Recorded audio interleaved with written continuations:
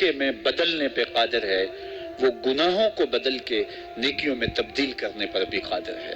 تو کہا کہ جب تم سچے دل سے توبہ کرو گے تو میں یہ نہیں دیکھوں گا کہ تمہارے دامن پہ گناہ کتنے ہیں، تمہارے دامن پہ دھبے کتنے ہیں، میں یہ دیکھوں گا کہ تم میری دہلیز پہ آ گئے ہو، پھر تمہارے سارے گناہ مٹا کے نیکیوں میں تبدیل کر دوں گا۔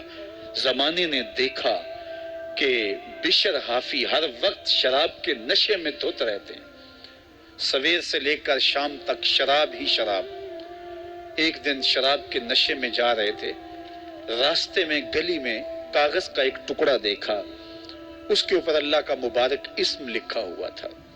قسمت اچھی تھی، جھوک کے اٹھایا، چوما، آنکھوں سے لگایا، اس کو دھویا، خوشبو لگائی، اونچی جگہ پہ رکھ دیا۔ ہوں تو شرابی لیکن مالک تیرے نام کی تعظیم کرتا ہوں۔ اللہ اکبر۔ حضرت بشر حافی اپنے شراب خانے میں گئے اور پھر اسی حالت میں نشے میں دھت تھے کہ دروازے پہ دستک ہوئی۔ ساقی نے پوچھا کون؟ تو کہا میں فلاں شخص ہوں۔ باہر نکل کے دیکھا تو وقت کا ولی کھڑا تھا۔ کہا آپ شراب خانے کے دروازے پہ؟ کہا ہاں، بشر حافی کو ملنے آیا ہوں۔ کہا وہ تو نشے میں دھت کہیں پڑا ہوگا، مدہوش پڑا ہوگا۔ کہا اسے میں نے ملنا ہے۔ تو جا کے ساقی جلدی جلدی اسے اٹھاتا ہے۔ کہا باہر فلاں اللہ کا بندہ تیرے لیے کھڑا ہے۔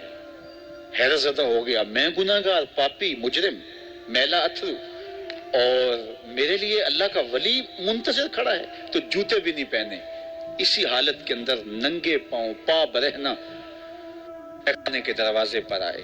تو اللہ کا وہ بندہ، وہ ولی کامل کہتا ہے بشر تمہیں مبارک ہو، اللہ نے تجھے اپنا حبیب بنا لیا ہے۔ اللہ نے کہا کہ تو نے میرے نام کی عزت کی ہے تو میں تجھے نوازتا ہوں، تیرے سارے گناہ معاف کر دیے گئے۔ اللہ اکبر۔ حضرت بشر کے پاؤں میں اس وقت جوتا نہیں تھا، اور حافی عربی میں ننگے پاؤں والوں کو کہتے ہیں، تو ساری زندگی پھر جوتے نہیں پہنے۔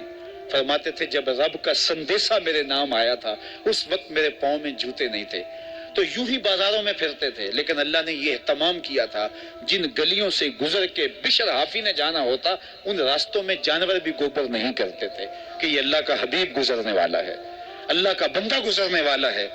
ایک دن ایک شخص کہنے لگا لوگو سن لو، بشر حافی انتقال کر گئے۔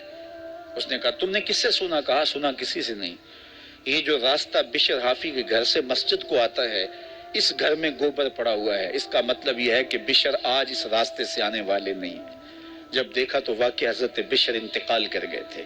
اللہ کے نام کی تعظیم کی، اس کی رحمتیں بہانہ تلاش کر